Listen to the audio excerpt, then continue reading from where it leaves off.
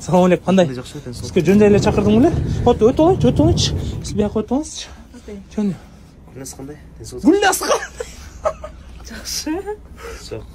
Не гүлбө? Досум, мен гүлүм бар эле Гүлназ. Гүлназ дейсиң го, эчеде эле жүргөн го. Эмне болду? Гүлназ мындай да. Тил анча-мынча жерде сүйлөй албайт да, бирок жүрөк сүйлөйт экен да. Мен бүгүн мындай жолугушууга чакырып көрөйүн дедим. Гүлназ бүгүндөн баштап сени Кандай свиданияга чакырып атасыңбы? Жолугушууга чакырып атам. Эгер кабыл алсаң. Жашынабы, чей? Тамаша салтасыңар. Тамаша салган жок. Менин ишим жок вообще. Мен серьезно айтам. Азыр мындай болуп атпайбы? Гүлназ тамашалаа салганда тренд болуп атат деп кабыл алышы мүмкүн. Азыр жаштар, жаш балдар өзүнөн улуу. Кулаң манты кулакпы? Жок. Аны болбойт анда деле. Андай эмес Гүлназ, мен чын жүрөктөн эле кабыл алып, мен жолугушууга чакырам. Жашынабы. Мен сени үйүмдө эле көрөм, мен жашынабы. Гүлдүңгө ала берейин.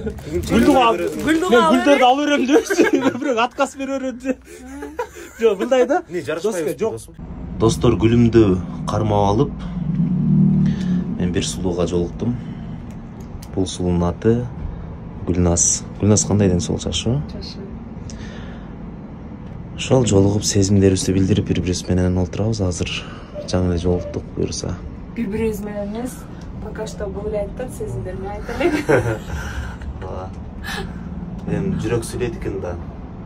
Тил анча-мынча жерде сүйлөп алат экен ошон үчүн. Буюрса баарын убакыт көрсөтөт. Мен буну инемде эле жүрсөм. Эми Гүлназ мындай да.